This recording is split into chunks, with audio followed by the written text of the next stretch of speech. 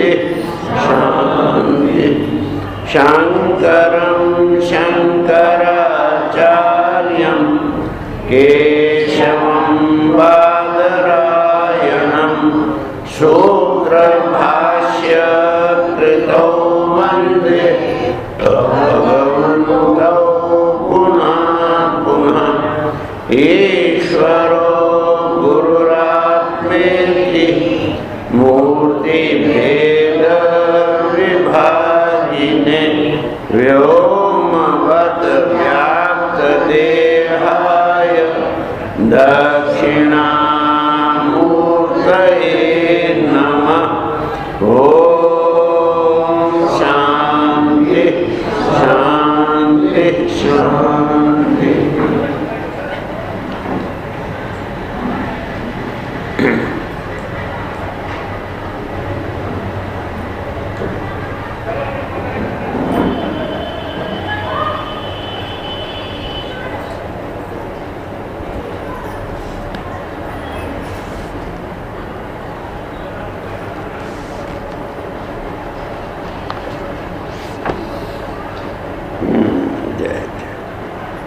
चलो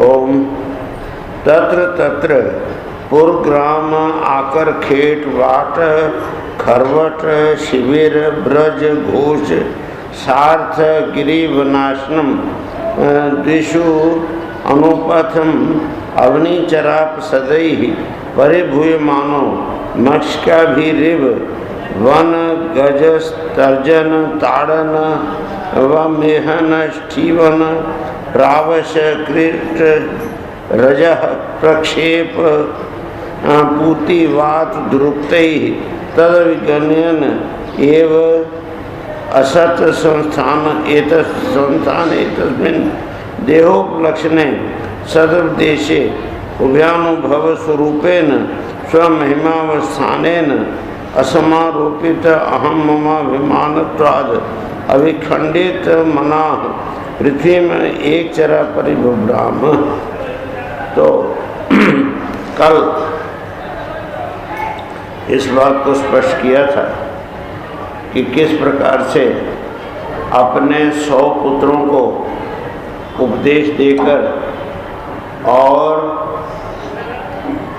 ऋषभदेव जी ने क्या किया, स्वयं जंगल में चले गए और वहाँ जाके सब कुछ जितने भी थे त्याग दिया, कपड़े भी त्याग दिए, एकदम नग्न वेश में दिगंबर होकर के, और बिल्कुल जो है जैसे कोई पागल होता है इस तरह से रहने लगे और एकदम विरक्त भाव से आचरण करने लगे।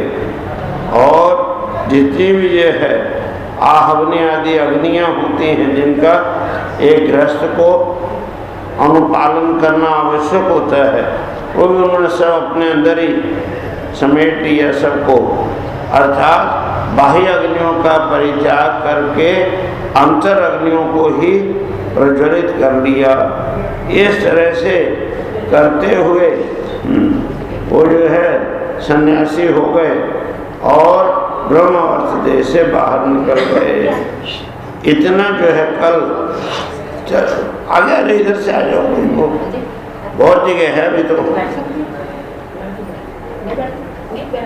बैठो बैठो बैठो, चलो बैठो।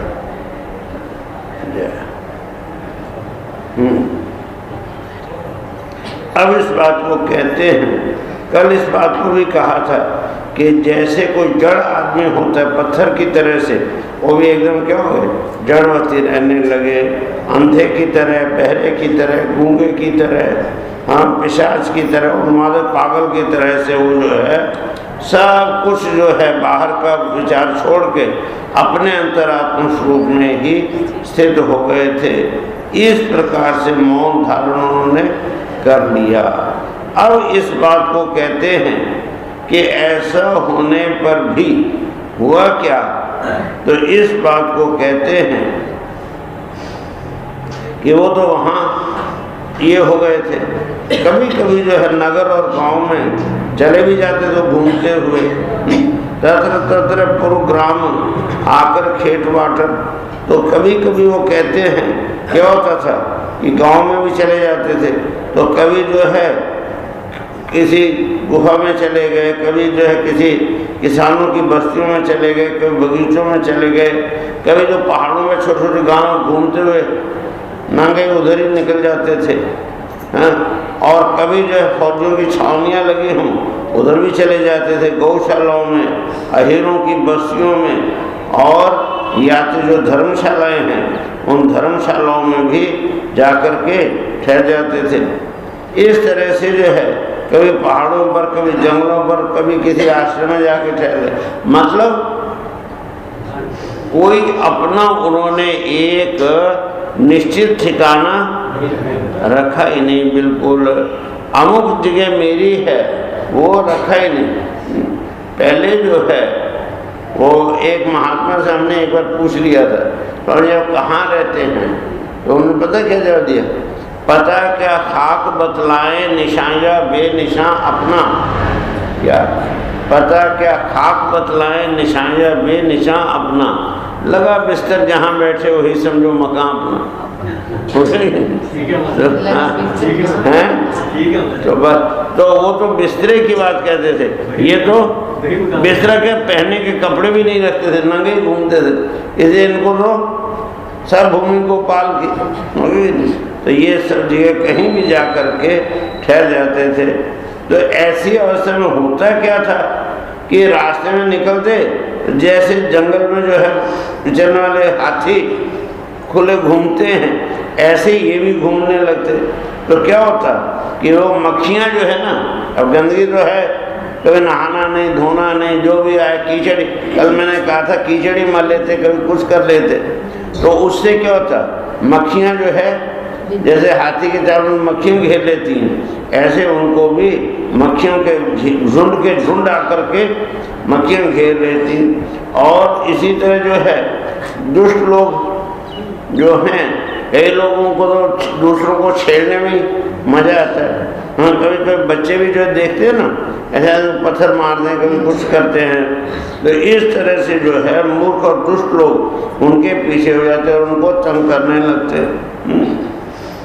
कोई उनको धमकी देता, कोई मार भी देता, कोई उसके ऊपर पेशाब कर देता, कोई उसको ऊपर थूक देता, कोई उसको ढेला मारता, कई बिस्तर और धूल ही उसके ऊपर फेंक देते। हाँ, तो भी जो है वो किसी इतना होने पर भी, हाँ, कोई जो है उसको उसके सामने जाके अपान वायु छोड़ देता, कोई खोटी खरी सुनाकर जो तिरस्कार करने लगता।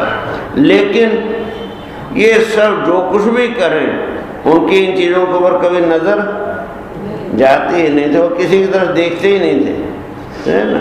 तो इधर उनके क्यों, इधर मन जाएगा तब ना देखेंगे कौन क्या कर, वो किसी की तरफ देखते ही नहीं थे।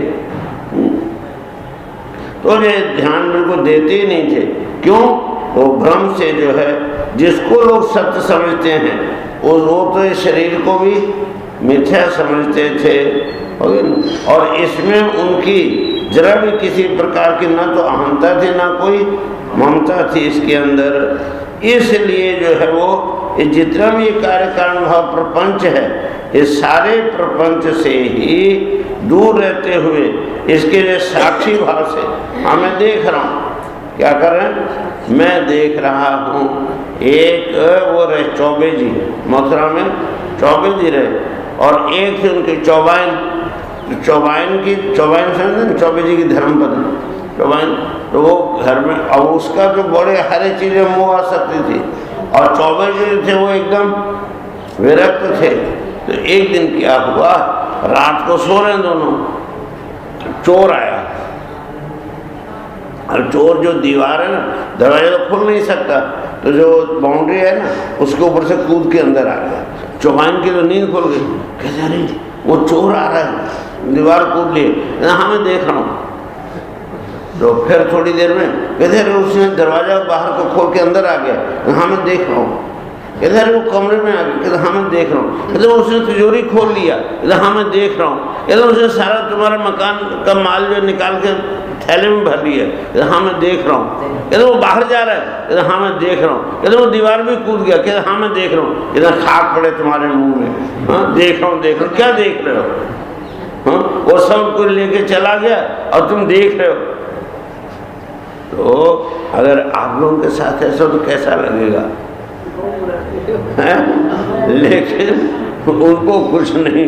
हाँ एक रमण महर्षि हुए, बड़े सिद्ध कोटि के वो थे रमण महर्षि।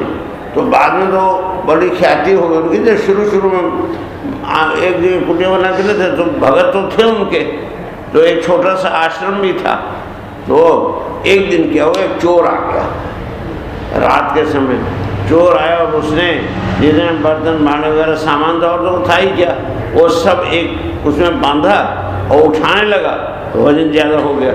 तो थालियाँ कटोरियाँ वो सब वजन ज़्यादा हो गया, उठे नहीं। तो रमण महर्षि उठ के आ गए, ले बेटा मैं उठवा देता हूँ। तो उठवा के उसके सिर पर रख दिया और ले गया। सुबह वो चोरी हो गई, चोरी हो गई, चोरी हो गई, चोरी हो गई। और सब देखा चोर चोरी हो गई। कहते हाँ किसी को जरूरत होगी ले गया होगा। मतलब क्या है कि किसी भी पदार्थ में कोई वो नहीं। हाँ जो कुछ हो रहा है वो हो रहा है। वो केवल साक्षी भाव से देखते ही रहते हैं। तो इस तरह से कहते हैं वो तो अपने उस अखंड चित्तवृत्ति से अकेले पृथ्वी पर विचरते रहते थे।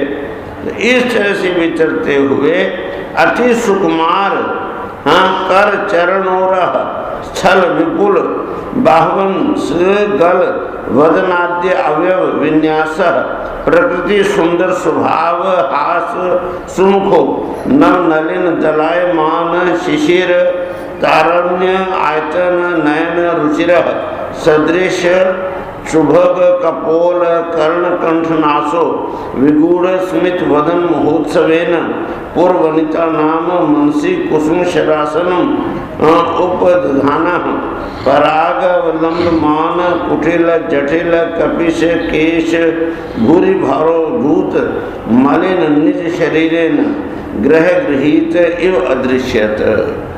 अब कहते हैं कि थे तो वो जो है एकदम सौंदर्य की मूर्ति थे, साक्षात भगवान ही थे। इसलिए जो है उनके हाथ पैर छाती लंबी लंबी बाहें कंधे गले और मुख आदि जो अंग हैं उनकी बनावट जो थी इतनी सुकुमार और सुंदर थी कि कोई उसको देखे तो मुग्ध हो जाए। और उनका जो मुख है वो भी स्वभाव से ही अत्यंत सुंदर था, मधुर था। और उनकी जो मुस्कान है वो एकदम क्या तीखी मुस्कान थी उनकी। और मनोहर बड़े मनोहर उनका शरीर था। नेत्र जो नए कमल दल की तरह हमेशा खिले हुए रहते थे, बड़े सुहावने लगते थे, विशाल और कुछ लाली लिए हुए थे। उनकी आंखों की पुतलियां जो है ठंडक देने वाली और संताप का मैंने कष्ट दूसरों के कष्ट को हरने वाली दृष्टि देखते ही लोगों के अंदर जो है ना जो पीड़ा आदि होती है वो भी समाप्त हो जाती थी। बड़ा ही सुंदर उनका ये था। हाँ उन नेत्रों के कारण वो बड़े ही मनोहर आकर्षक दिखाई देते थे। और कहते हैं कि कब उनके जो गाल हैं, कान हैं, नासिका है, ये जो है एकदम सिमेट्रिकल सुडौल थे, सुंदर थे। इसलिए जो है वो जो खुल के तो हंसते नहीं थे, लेकिन फिर भी चेहरे से ऐसा लगता था कि जैसे ही अंदर हंस रहे हैं। तो इस तरह से मुखारबिन की शोभा को देखकर क्या होता था कि जो स्त्रियां उनको देखती थीं तो उनके अंदर ज्वाला काम ज्वाला भड़कने लगती थी और कामदेव का उनके अंदर संचार हो जाता था। लेकिन उनके मुख के आगे जो भी लंबी लंबी घुंघराली लटें लटकी रहती थीं, उनके महान भार और अवधूतों के समान धूली दूसरी देह के कारण वे ग्रहग्रस्त मनुष्य के समान जान पड़ जाए। ऐसा लगता जैसे कोई ग्रह ने इनको ग्रस लिया हो। तो मतलब वो किसी की तरफ देखते नहीं थे। लोग जो है जो भी करें करते रहें। यही बात से भगवान लोकम एवं योगस्य अद्धा प्रतीपम एव आचक्षाण तत् प्रतिक्रिया कर्म विभत्सितम इति व्रतम आजगर मास्थितः श्यान एव अश्नाति पिबति खादति अमेहति हृदति स्म चेष्टमाना उच्चरित आदिग ढोदेश। अब कहते हैं कि वो भगवान ऋषभदेव ने जब देखा, इस बात का ध्यान किया उनका कि ये जनता जो वो योग साधना में बड़ा विक्षेप करती है, हम बार बार जो है अब पत्थर मारेंगे वो होगा तो भले ही उधर ध्यान न जाए, लेकिन फिर भी समाधि तो नहीं लग सकती, ध्यान तो नहीं लग सकता। तो इसलिए योग साधना में विघ्न रूप हैं और इनसे बचने का एकमात्र उपाय क्या है कि विभत्स वृत्ति से, गंदी वृत्ति से रहो, ऐसा उनको लगा। तो उन्होंने क्या किया, अजगर वृत्ति धारण कर ली। अजगर करे न चाकरी, पंछी करे न काम, दास मलूका कह गए सबके दाता। पर अजगर की तरह पड़े हैं मस्ती से, जो मुंह में आ गया वो खा लिया, जो नहीं आया पड़े, तो इसको कहते हैं अजगर वृत्ति। तो ऐसी जो है अजगर वृत्ति को उन्होंने धारण कर लिया और लेटे लेटे ही, ऐसे लेटे लेटे क्या करें, खाना पीना चबाना और वहीं मलमूत्र त्याग कर देना, उठने की जरूरत ही नहीं, वहीं मल कर दिया और वहीं पड़े हैं, वहीं खा भी रहे हैं। तो इस तरह से करने लगे। अपने त्याग में मल में भी वो ऐसे ही लेटने लगते, नीचे शौच मल पड़ा और उसी के ऊपर वो लेट रहे हैं। तो इस तरह से उससे सन, लेकिन उनके मल में दुर्गंध नहीं थी। क्यों?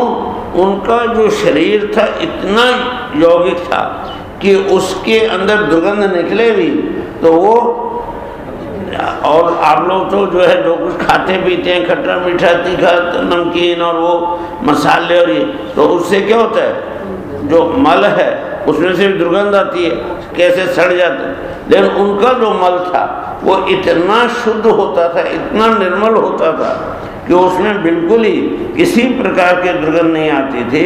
और बल्कि उल्टा, जैसे कहीं अतर डाला हो ना, तो अतर की सुगंध चारों तरफ फैलती है, यह कस्तूरी की सुगंध जैसे फैलती है। इस तरह से जो है उनके वायु जो उनकी सुगंध को लेकर के 10 योजन तक, 10 योजन समझते हैं, 40 कोस, मैंने 80 माइल, मैंने 128 किलोमीटर, इतनी दूर तक चारों तरफ जो है उनके जो मल की सुगंध फैलती थी। और लोगों को ऐसा लगता है ये सुगंध इतनी कहाँ से आ रही है, ऐसा दुर्गंध बिल्कुल नहीं थी। तो 10 योजन तक सारे देश को ही क्या कर देते, सुगंधित कर देती थी। इस तरह से एवं गो मृग काक चर्या वर्जन तिष्ठन आसीना श्याना काक मृग गो चरिता पिबति खादति अवमेहति स्म। इस तरह से कहते हैं गौओं की तरह, मृगों की तरह, कौओं की तरह वृत्तियों को स्वीकार करके वो कभी जो है चलते चलते ही वो हो जाते, गौ की तरह चलने लगते, कभी जो है ऐसे ऊपर मुंह उठा के चलने लगते, कभी खड़े खड़े, कभी बैठे बैठे, कभी लेटे लेटे खाने पीने लगते, वहीं खड़े खड़े कभी पेशाब कर दिया, कभी लेटे लेटे पेशाब कर दिया। मतलब जिसको जिस क्रिया से आप घृणा करते हैं वैसा क्रियाएं वो करने लग गए। तब कहते इति नाना योग चर्या चरणों भगवान कैवल्य पतिर ऋषभो अवतरित परम महानंदानुभव आत्मनि सर्वेषां भूतानां आत्मभूते भगवती वासुदेवे आत्मनो अव्यवधानांतर उदर भावेन सिद्ध समस्तार्थ परिपूर्णो योगैश्वर्यानि वैहायसा मनोजंतर्धान पर काय प्रवेश दूर ग्रहणादीनि यदृक्षोपगतानि नंजसा नृप यजन अभिनंदत।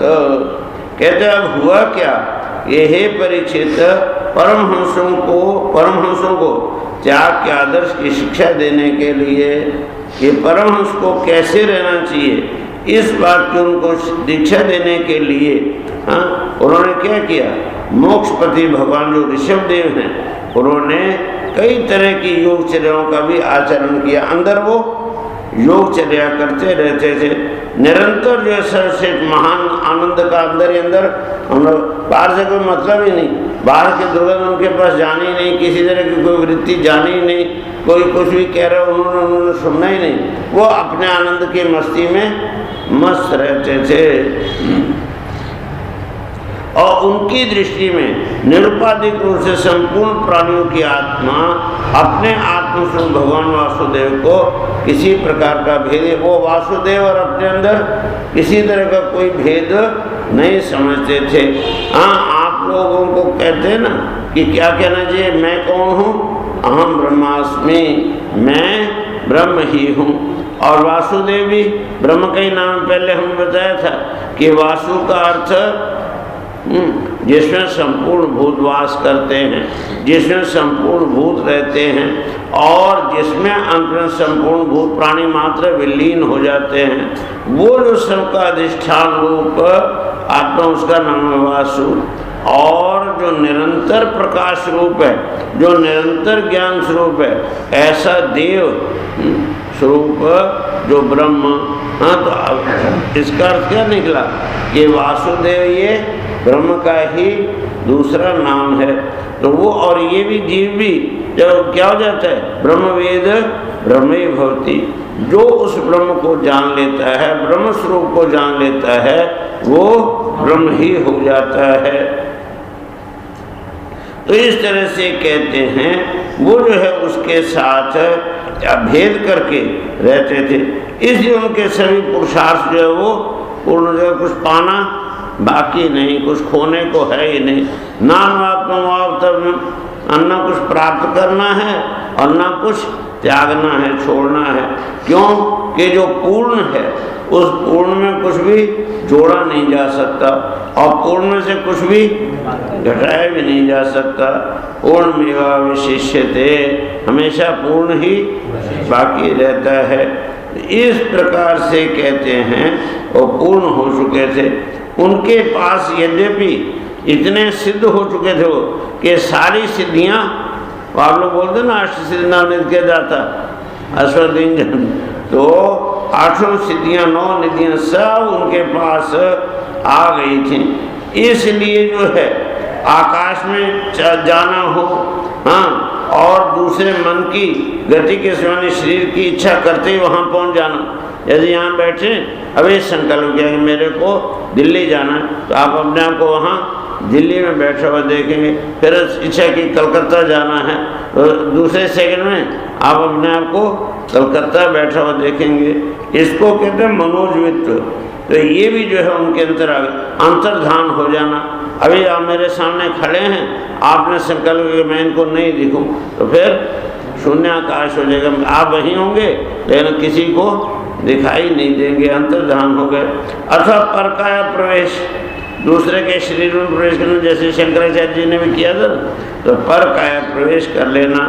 और यहाँ बैठे हुए ही जो ब्रिटेन की महारानी है एलिजाबेथ सेकंड, वो अपने पति से क्या बात कर रही है, अगर सुनो तो यहाँ बैठे हुए और सुन लेते हैं। ओके, इस तरह के जो है या कोई भी दृश्य हो रहा है तो आप लोग टीवी में देखते हैं, वो यहाँ बैठे बैठे आंख बंद करके उसको देख लेते थे। तो इस तरह की जितनी भी रीतियाँ सिद्धियाँ हैं वो सब उनके अंदर आ गई थी, लेकिन उन्होंने कभी एक का भी उपयोग नहीं किया। न तो उनका उनके अंदर कोई मन आदर था और न उन्होंने एक भी क्रिया को ग्रहण किया। ऐसा जो है उनका चरित्र हो गया था। तब जो है राजा परीक्षित के मन में एक प्रश्न उठा। वो पूछता है कि नूनम भगवा आत्म रामा नाम योग स्मृत ज्ञान भर्जित कर्म बीजा नाम ऐश्वर्यानि पुनः क्लेशानि भवितुम अर्हन्ति यदृच्छो गतानि। परीक्षित कहते भगवान एक प्रश्न मेरे मन में आया है कि ये जो योग वायु है, योग रूप जो वायु है, उससे जो प्रज्वलित हुई जो अंदर ज्ञानाग्नि है, उस ज्ञानाग्नि से जिनके संपूर्ण कर्म जल चुके हैं, ज्ञानाग्नि सर्वकर्माणि भस्मसात् कुरुते गीता में कहा ना भगवान ने, तो ज्ञानाग्नि के द्वारा क्या हो जाता है, संपूर्ण कर्म संस्कार बीज के सहित भस्म हो जाते हैं। तो जैसे चने हैं, तो चने के एक दाने को बो दो, पौधा निकलेगा और उसमें सैकड़ों बीज आ जाएंगे, और सैकड़ों बीजों को बो दिया तो हजारों लाखों होते जाएंगे। लेकिन मान लो तुम्हारे पास आधा किलो चने हैं, उनको बोगे तो कितना खेत बन सकता है। लेकिन अगर उनको भून दिया अब फिर बो, एक भी पैदा नहीं होगा। इसी तरह से लेकिन वो जो भून दिया जब चनों को, तो किस काम के हैं? ये भूखे की भूख मिटाएंगे कि नहीं। इसी तरह से जो ज्ञानी होता है वो अपने अंदर जितने भी संस्कार बीज हैं उन सबको तो उसने भस्म कर दिया, हो नहीं। फिर जो है फिर भी वो शरीर मात्र रहता है उसका, तो वो इस तरह से चलता रहता है, उसका व्यवहार जो है वो दूसरों के लिए चलता रहता है। तो कहते जिन्होंने ऐसे ज्ञानाग्नि के द्वारा अपने कर्म बीजों को भस्म कर लिया है, ऐसे जो आत्माराम मुनि हैं, कल मैंने बताया था ना, नए स्वात्मा राम विषय मृग तृष्णा भ्रम, जो अपनी आत्मा में रमण करते हैं उनको कोई विषयों की मृग तृष्णा खींच नहीं सकती है।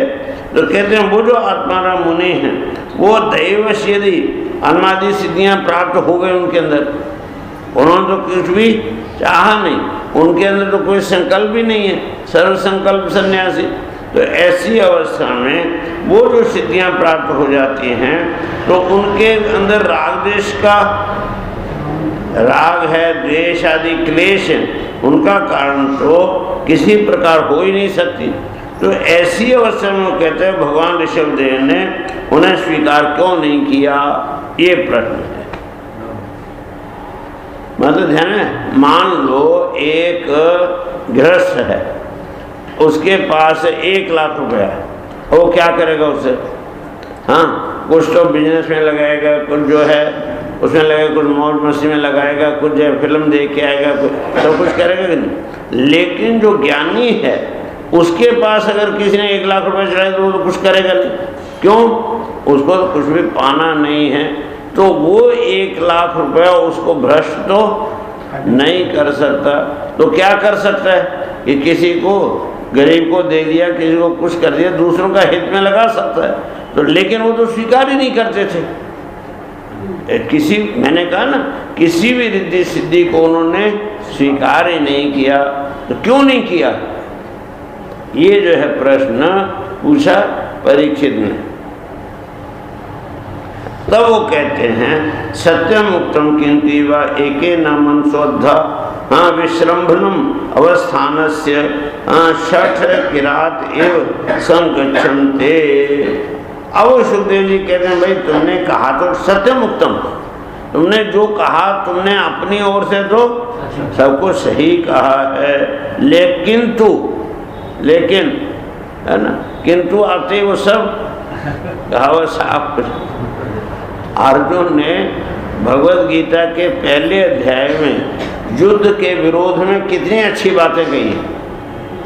आज भी आप जब उनको पढ़ते हैं तो लगता है कि नहीं कि अर्जुन जो कुछ कह रहा है बिल्कुल सही कह रहा है, कि अगर जो है इतना बड़ा युद्ध होगा, उसमें इतने क्षौणी सेना मारी जाएगी, इतनी विधवाएं हो जाएंगी, वो फिर जो है धर्माचरण छोड़ के कुल को वो करेंगी, कुलग्न हो जाएंगी, और फिर कोई संतानें जो होंगी वो भी वर्ण संकर संतानें होंगी, कोई पानी देने वाला नहीं रहेगा, और जो कोई दिए वो देने, ये सारी जितनी बातें, नरक में रहना पड़ेगा, ये सारी बातें जो है कोई गलत है उसमें, एक भी बात गलत नहीं है। लेकिन फिर वही लेकिन आ गई ना, भगवान ने उसको एक शब्द से काट दिया सब। क्या?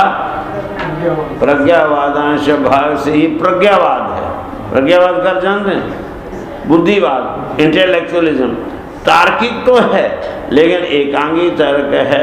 तुमने ये तो सोचा कि युद्ध होगा तो क्या दुष्परिणाम होंगे, लेकिन युद्ध नहीं होगा तो क्या दुष्परिणाम होंगे वो सोचा कि नहीं, वो नहीं सोचा।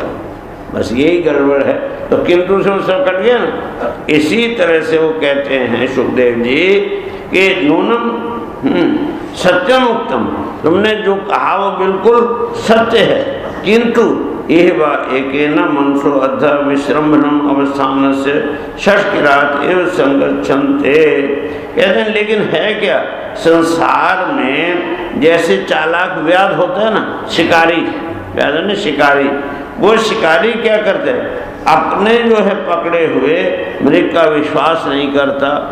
उसने हिरण को पकड़ तो लिया, लेकिन पकड़ने के बाद भी उसने विश्वास नहीं कर सका कि मैंने इसको पकड़ लिया है तो अब ये मेरे अधीन ही रहेगा, ऐसा वो कभी भी विश्वास नहीं करता।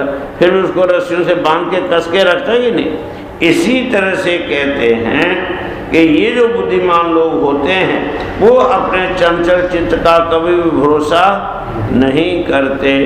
और ये जो है प्रत्यक्ष हो जाएगा कहाँ, अगले दृष्टांत में, कहाँ, भरत, उनका जो पुत्र है भरत, वो जो है जब महातपस्वी महाज्ञानी सब कुछ हो गया और होने के बाद भी जब कुटिया में बैठे हुए हिरण्य के वो बच्चे का तो मुंह में आ गया कि नहीं, तो ये प्रत्यक्ष प्रमाण। इसलिए बड़ा योगी होने पर भी, बड़ा सिद्ध होने पर भी, बड़ा तपस्वी होने पर भी, इंद्रिय निग्रह होने पर भी कब फिसल जाए कह नहीं सकते। इसलिए कभी भी इस चित्त के ऊपर मैंने जीत लिया है ऐसा कभी विश्वास नहीं करना चाहिए। एक बार की सच्ची घटना है, नारद जी तपस्या करने लगे, इतनी घोर तपस्या की कि इंद्र का आसन भी डोल गया। इंद्र का आसन था वो लगा, उसने कहा ये क्या हो, देखा तो नारद जी घोर तपस्या में तल्लीन है। बस सोचना उसी समय अपनी अप्सराओं को और कामदेव को जाओ उसकी तपस्या भंग करके आओ। आए, जितने भी थी वो उनकी जो है सुंदरियां अप्सराएं और स्वयं साक्षात कामदेव आकर के इतना उन्होंने वो किया कि जिसका कोई दृष्टांत ही नहीं मिलता, इतना विभत्स उन्होंने उसके सामने दृष्टि। लेकिन नारद जी तो हिले भी नहीं, जरा सा भी उनकी वृत्ति इधर से उधर नहीं। अंत में जो थे कामदेव और सारी अप्सराएं नमस्कार करके वापस लौट गई, चले गए। अब इनको लगा मैंने कामदेव को जीत लिया है, अब मैं विजयी हो गया, काम जयी हो गया मैं। तो उठे अपनी जगह और सीधे पहुंचे पिताजी के पास ब्रह्मलोक में। पिताजी आपने कुछ सुना? कहते क्या? कहते मैंने काम विजय कर लिया। कहते बेटा कैसे किया, किसी को कहना नहीं। उन तो ठीक ही कहा, तो प्रदर्शन ही तो मूल पतन का कारण, कहना नहीं। तो वो क्या समझे कि पिताजी मुझसे जलते हैं, ईर्ष्या करते हैं, इसलिए ऐसा कह रहे हैं। तो फिर गए भगवान शिव जी के पास, भगवान आपने कुछ सुना? कहते क्या? मैंने काम को जीत दिया। सब अवसर वो कामदेव जो है हार के भाग गए। शिव जी ने कहा बेटा ठीक है, लेकिन किसी को कहना नहीं। हाँ, मन में सोचा आप भी मुझसे जलते हैं। फिर गया विष्णु भगवान के यहाँ, भगवान आपने कुछ सुना? कहते क्या? कहते मैंने कामदेव को जीत लिया। हाँ, सारे अवसर कामदेव जो है हार के भाग गए। अरे नारद जी आप जैसा कौन है?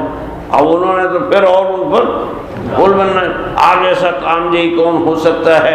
मैं भी ऐसा तो नहीं हूँ। कहते हैं आप जैसा तो कोई है ही नहीं पृथ्वी। अब बड़ी प्रशंसा की, अब प्रशंसा की, अब वो फूल के एकदम चले। और भगवान ने अपनी भगवती को संकेत किया, माया भगवती को, और आगे जाके क्या बढ़िया उद्यान बन गया। और उसके अंदर कथा आप लोगों ने सुनी है ना? तो कैसे जो है उसका वहाँ क्या हुआ, वो हरि बन गया ना बंद। तो कहने का मतलब क्या है कि बड़े बड़े जो योगी हैं, बड़े बड़े जो तपस्वी हैं, बड़े बड़े जो कामदेही हैं, वो किस समय मन का पतन हो जाए कुछ कहा नहीं जा सकता। तो इसलिए सुखदेव जी कहते हैं बेटा तुमने जो कहा वो तो बिल्कुल सही कहा, उनको कोई वो नहीं था, वो फंस भी नहीं सकते। लेकिन वो भी अपने इस चंचल चित्त का विश्वास नहीं करते थे। हाँ, कंट्रोल तो है, 100% कंट्रोल होने पर भी विश्वास नहीं। कब ये जो है कंट्रोल से निकल भागेगा कोई पता नहीं है।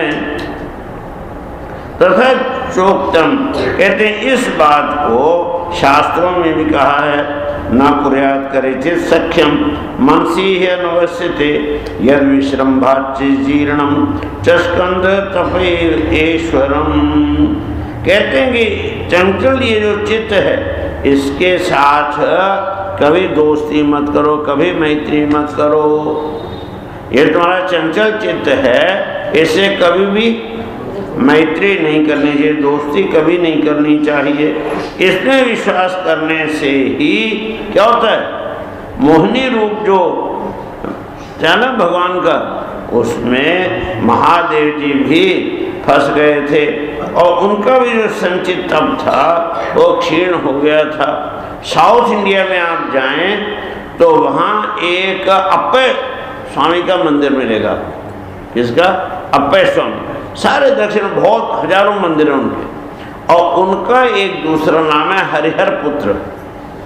क्या है? हरिहर पुत्र हो गए नहीं।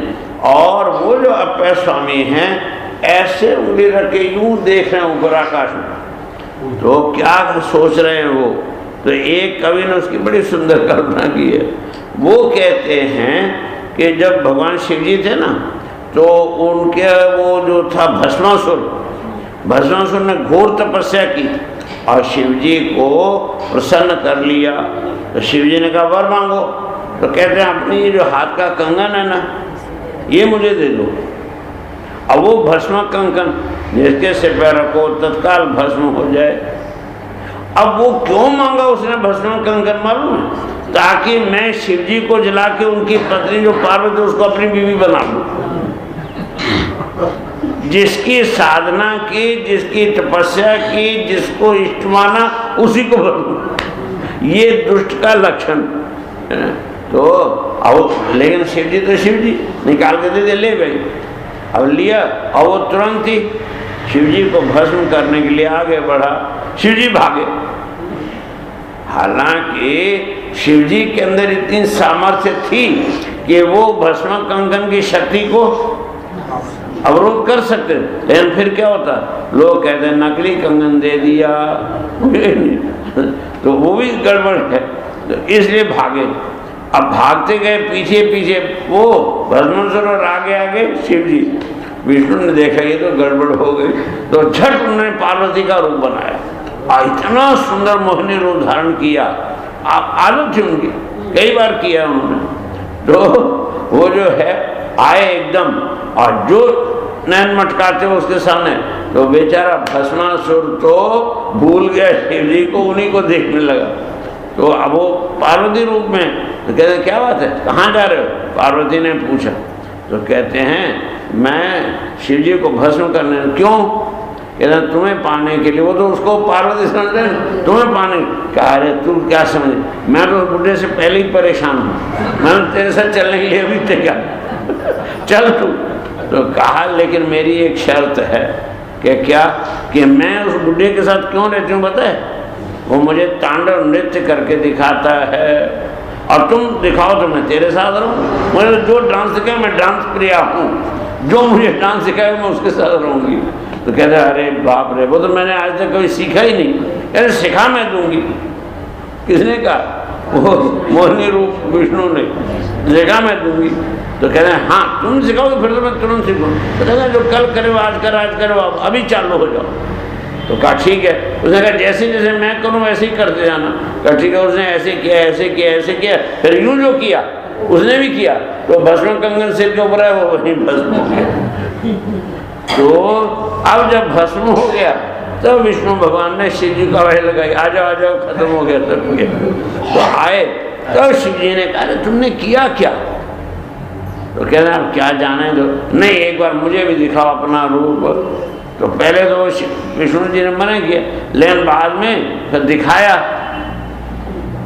दिखाया तो कहते हैं वो शिव जी भगवान जो थे वो उनके ऊपर मोहित हो गए, आसक्ति के कारण से वो उससे लिपट गए और परिणाम हुआ बच्चा पैदा हो गया। अब वो जो बच्चा वो अप्पे स्वामी, अब वो जो है यूं करके देख रहा है और वो सोचता है कि शिव जी तो मेरे पिताजी हैं, ठीक है, और पार्वती मेरी माँ है और विष्णु भी मेरी माँ है, क्यों वो मेरी माँ के रूप में पैदा, विष्णु भी मेरी माँ, एक पति की दो पत्नियां हो सकती हैं तो दोनों हो गई, पार्वती भी और विष्णु भी, लेकिन लक्ष्मी मेरी क्या लगेगी, क्योंकि पत्नी की पत्नी तो होती नहीं। ये चक्कर है, वो सोच रहे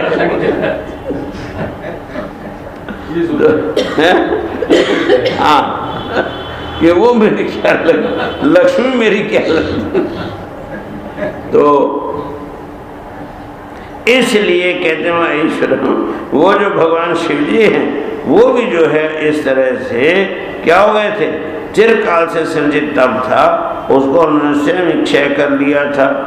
और कहते हैं नित्यम ददाति कामस्य छिद्रम तमनुयोर्यः योगिना कृतमैत्रस्य पत्युर्जय पुंश्चली।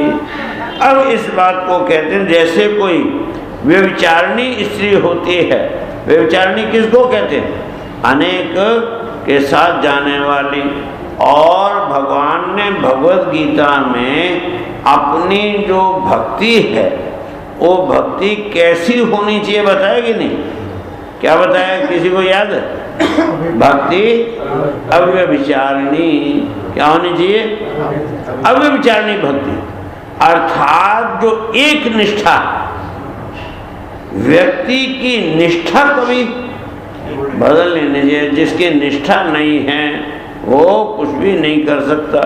इसीलिए हाँ, जिसको हम गुरु कहते हैं उसको ब्रह्मनिष्ठ कहा कि नहीं, गुरु कैसा, ब्रह्मनिष्ठ, जिसकी उस ब्रह्म में निष्ठा, जिसकी भोग में निष्ठा नहीं है, जो भोग निष्ठ है तो कभी ब्रह्मनिष्ठ नहीं हो सकता। तो वो निष्ठा जो दृढ़ निष्ठा होनी चाहिए। तो जिसकी उस परमेश्वर में एक निष्ठ भक्ति है, एक निष्ठा वाली, ऐसी भक्ति जो है वो कहलाती है अव्यभिचारिणी भक्ति। और जो आज इसके साथ, कल उसके साथ, परसों उसके साथ, उसको क्या कहते हैं, व्यभिचारिणी कहते हैं। तो इसलिए कहते हैं जैसी वो व्यभिचारिणी स्त्री होती है तो वो भी क्या करती है, जो व्यभिचारिणी स्त्री है उसको तो रोज कोई ना कोई जार पुरुष नया चाहिए। तो जैसे वो उसको अवकाश दे करके और अपने में विश्वास रखने वाला पति है उसका वध करा दिया। आजकल तो रोज अखबार में आप लोग पढ़ते हैं ऐसी घटनाएं कि अपने जो है उससे मिलके प्रेमी से पति की हत्या करवा दिया, पति की हत्या भी करवा देती हैं। आजकल बहुत होती हैं घटनाएं ऐसी, कलयुग की वो प्रधानता है। तो जो है जो उसके ऊपर विश्वास करता है पति, उसी की वो हत्या भी करवा देती हैं। इसी तरह से जो योगी है वो भी जो मन के ऊपर विश्वास कर लेते हैं, उनका जो मन है समय पाते ही काम के साथ और उसके साथ जो क्रोध आदि शत्रु हैं, उन शत्रुओं के साथ मिलकर के उसी के ऊपर आक्रमण कर देता है। हा? वो तो समझ रहे थे कि हमने मन का कंट्रोल कर लिया, लेकिन मन ने क्या किया, अपने दो चार साथी, कौन, क्रोध द्वेष ईर्ष्या, उन साथियों को बुला लिया और इसी के ऊपर आक्रमण कर दिया। अब ये बेचारा, हाँ, कई लोग कहते हैं स्वामी मुझे गुस्सा नहीं आता है, मुझे तो गुस्सा तभी आता है जब कोई ऐसा बोलता है, ऐसा कर, अरे भाई वो ऐसा करेगा तभी तो गुस्सा आए। गुस्सा आया मतलब शत्रु आ ही गया, तुम्हारे अंदर शत्रु आ गया। इसलिए कहते हैं कि भाई ये जो है वास्तव में अवसर दे करके उनको भी ये काम क्रोधी के साथ मिलकर के मन उस आदमी को ही, योग साधक को ही नष्ट कर देता है। इसलिए इस अपने मन के ऊपर कभी भी विश्वास नहीं करना चाहिए। कामो मन्युर्मदो लोभ शोक मोह भयादयः कर्म बंधस्य यन्मूलः स्वीकुर्यात् कोनो तद्बुध। अब इस बात को कहते हैं कि काम, क्रोध, मद, लोभ, मोह और भय जितने भी शत्रु हैं और कर्म बंधन का सबका मूल तो एकमात्र मन है। मन मनुष्यानाम कारणम बंध मोक्ष, मन ही बंधन का कारण है और मन ही मोक्ष का भी कारण है। वासनाग्रस्त जो मन है वो बंधन का कारण है और जो विशुद्ध मन है वो मोक्ष का कारण है। इसलिए इस बात को कहते हैं कि वास्तव में ये जो मन है इस पर भी कोई बुद्धिमान कैसे विश्वास कर सकता है। इसलिए ऋषभदेव जी जो है, यद्यपि उनके पास सारे, और एक बात बताऊं, ये जो आजकल एक नया धंधा चल पड़ा है तो कुंडली जगाने का, हाँ कुंडली जगाते हैं लोग कुंडली, और वास्तव में उसमें 0.001% भी सत्य नहीं होता। आजकल केवल हिप्नोटिज्म करके और वो दिखा देते हैं कुंडली जागरण के बाद क्या होता है वो तो उनको पता ही नहीं। लेकिन अगर कोई योगी सचमुच में मान लो उसमें लग गया, ईमानदारी से योग साधना करने लगा, तो होता क्या है आज के युग में कि थोड़े ही दिन में जब वो पहली सीढ़ी पर पहुंचेगा तो उसके अंदर कई प्रकार की सिद्धियां आने लगती हैं। अब वो भिक्षा करने के लिए निकला तो सामने से मिल गई एक माई, हाँ भिक्षा दिया, महाराज मेरी बहू को 9 साल 10 साल हो गए शादी हुए, कोई बच्चा नहीं, उसको एक बच्चा का आशीर्वाद दे दो। अब वो तो बेचारा अच्छा जा हो जाएगा कह दिया और हो गया। अब जहाँ उसको बच्चा हुआ कि वो तो क्या हो गई 100% की बात, वो 10 को सुनाएगी कि अरे भाई वो महात्मा जो है मैं उनके सामने रोए तो देखो मेरा बच्चा हो गया। हाँ अब 10 को बच्चा चाहिए तो 10 आएंगी, महाराज हमको भी एक बच्चा दे दो।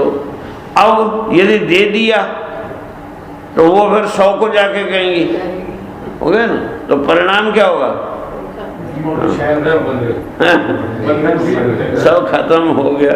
और नहीं दिया, कैसा महात्मा है, इतना जो है एक को पहले दे दिया और दोनों ने नहीं मैंने, तो कहेंगे देखा महात्मा कितना जो है हठी है, वो कितना लोभी है, कितना कंजूस है, और तरह तरह की बातें तो भी बुरा है, हो गया। तो ऐसी अवस्था में दो तो भी बुरे और नहीं दो तो भी बुरे, हो गए नहीं। तो इसलिए ये होता है प्राय नहीं, और बाद में परिणाम ये होता है कि 100 सिद्धियां प्राप्त करके भी वो था ना एक क्या नाम था उसका, भागवत में ही आएगा वो जो है ऋषि, क्या नाम था उसका, और 100 बरस सौबरी, देखो इनको याद है कि नहीं, सौबरी ऋषि। तो इतनी घोर तपस्या किया लेकिन बाद में क्या हुआ, सब सिद्धियां खत्म हो गई, बह गई। तो इसलिए कहने का मतलब ये है कि वो सिद्धि मिलने के बाद उस सिद्धि का दुरुपयोग होता ही है, कितना भी आप सावधानी से रहो फिर भी उसका वो होना ही लगता है दुरुपयोग। तो ऐसी अवस्था में दुरुपयोग करो तो पतन निश्चित ही है। इसलिए कहते हैं कि जो पूछा तो उत्तर मिल गया ना, जो परीक्षित ने प्रश्न किया था उसका उत्तर उनको मिल गया।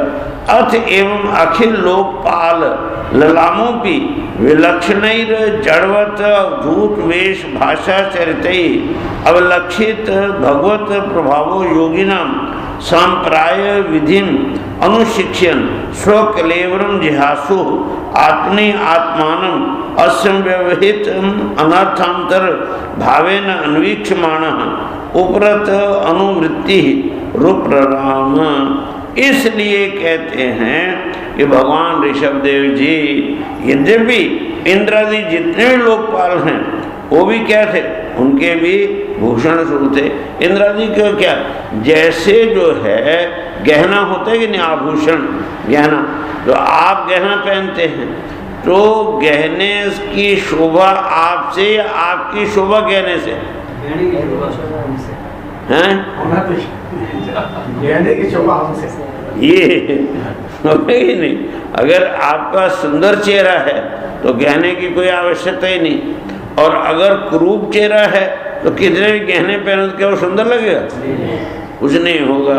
तो वास्तव में जो गहना है उससे आपकी शोभा कभी नहीं बढ़ती, लेकिन आपके सौंदर्य की वजह से उसकी शोभा बढ़ती है। हो गई नहीं? तो इसी तरह से इंद्र आदि की जितनी भी सिद्धियां, वो सारी की सारी सिद्धियां क्या थी? इनके भूषण थी, आभूषण की तरह थी। तो इनको उससे कुछ भी लेना देना नहीं था। तो इसलिए कहते हैं ऐसा होने पर भी वो क्या करते थे? जड़ पुरुषों की तरह अवधूतों का वेश धारण करके भाषा और आचरण से अपने जो ईश्वरीय प्रभाव था उसको अंदर ही छिपा के रखते थे, ताकि किसी को पता ना चले कि मेरे पास सिद्धि है। हाँ, ऐसे बेवकूफ़ों की तरह बोलना, बेवकूफ़ों की तरह जो काम करना, वैसे गंदा आचरण करना, ये सब करते थे, छिपा के रखते थे। और अंत में उन्होंने योगियों की को देह त्याग की जो विधि सिखाने के लिए अपना शरीर भी छोड़ देने का संकल्प किया कि अब इस शरीर को रखने की भी कोई ज़रूरत नहीं है। तो ऐसा जो चाह, तब उन्होंने क्या किया? अपने अंतःकरण में अभेद रूप से स्थित जो परमात्मा है, तो एक ही तत्व तो एक ही है, वो जो परमात्मा है उसको अभिन्न रूप से देखते हुए वासनाओं की अनुवृत्ति से छूटकर जो सूक्ष्म शरीर था, उस सूक्ष्म शरीर को भी अभिमान से मुक्त होकर के उपराम हो गए। बिल्कुल ही क्या हो गए? एकदम उपराम हो गए। इस प्रकार से तस्य हवा एवं मुक्त लिंग से भगवता ऋषभस्य योग माया वासना देह इमाम जगतीम अभिमाना भाषेन संक्रमण माना कोंक वेंक कूटक अंदक्षिण कर्नाटकान देशान यदृच्छा उपगतः कुटक अचलोपन आसे कृत अश्मक बल उन्माद इव मुक्त मूर्जो असविता एवं विचार। तब जो है इस प्रकार से करते हुए ये जो सूक्ष्म शरीर है, ये सूक्ष्म शरीर मेरा है, इस अभिमान को भी उन्होंने परित्याग कर दिया। और फिर ऋषभदेव जी जो वो शरीर योग माया की वासना से केवल अभिमानावास के आश्रय रह करके ही रहने लगा। जैसे हाँ, कोई भी वो देखते ना आप टीवी के स्क्रीन पर आदमी को देखते हैं तो दिखता क्या है? यद्यपि आदमी नहीं होता वहाँ कोई भी, यदि भी कोई वो नहीं होता, लेकिन फिर भी आपको क्या दिखता है?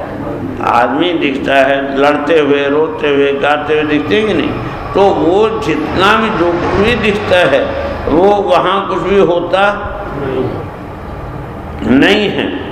इसी प्रकार से कहते हैं कि वो जो है योग माया वासना, मैंने योग माया की वासना से केवल अभिमाना भास दिखाई देता है। दिखाई देता है कि ये कल मैंने कहा था ना कि मैं इस कार्य को करता हूँ और मेरे द्वारा ये कार्य होता है, दोनों में अंतर है कि नहीं?